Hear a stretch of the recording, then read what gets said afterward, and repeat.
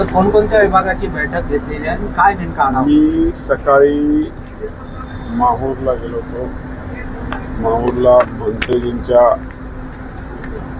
निधन झालं त्याचं दर्शन घेतलं, नवीन महंतांचा आशीर्वाद घेतला आणि त्यानंतर माहूरच्या विकासाचा जो आराखडा 829 कोटीचा मंजूर आहे त्याचा पूर्ण आढावा घेतला. त्यामधल्या काही ज्या अडचणी आहेत, फॉरेस्टची असोल किंवा पर्यटन विभागाची, आर्कोलॉजिकल डिपार्टमेंटच्या, त्याच्यावर सगळं हे केलं आणि लवकरच महिन्याभरात त्याच्यामध्ये बैठक घेऊन सोल्युशन काढू असं आम्ही हे ठरवलेलं आहे. त्यानंतर नांदेडला येऊन आज महापालिकेच्या 100 दिवसाचा जो त्यांनी आराखडा तयार केला होता त्याच्यावरती चर्चा केली. त्याच्यात कुठल्या ज्या काही शासन दरबारी त्यांचे 2-3 विषय आहेत ते मार्गी लावण्याकरता त्यांच्याकडून प्लस MSCBचा इश्यू आहे, ज्याच्याकरता सबस्टेशन आणि 33 QVAचा विषय जागा पाहिजे याचाही पूर्ण अभ्यास केलेला आहे. नक्कीच त्याच्यामध्ये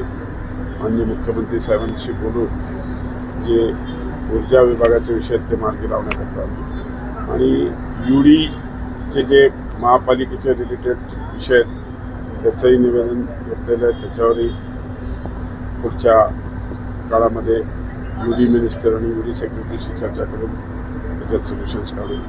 त्यानंतर हीट आता सध्या ते जळगाव, अकोला आणि नांदेड ह्यामध्ये हीट रिडक्शन काय करतायत, तर जे त्यांनी तो एक पर्टिक्युलर पेंट लावल्यावर घराचं हीट त्याचं एक प्रेझेंटेशन बघितलं आणि नक्कीच वेळ मिळाला तर उद्या त्याच्यातला एका घरी व्हिजिट करणार आहे, जेणेकरून पुढच्या काळामध्ये जशी ही जे जास्त हीटवाली शहरं आहेत त्या शहरामध्ये लक्ष घालून हीट कशी कमी घरात म्हणजे कसं केली काय हीटमुळे त्रास होतो, आजारपण होतात, उष्णतामुळे जे आजार, त्याच्यावर सोल्युशन हे ट्रायल केलेलं आहे.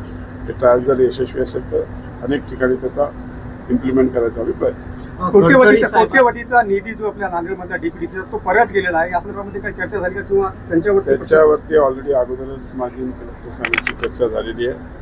ज्या DPOमुळे त्याची आम्ही इन्क्वायरी केलेली आहे त्याच्यावर कारवाई करणार आहोत आणि माननीय मुख्यमंत्र्यांशी पण त्याच्यावर काही नियोजन आणि फायनान्स सध्या त्यांच्याकडे असं त्यांच्याशी पण चर्चा झालेली आहे आणि त्याच्यावर कडक कारवाई.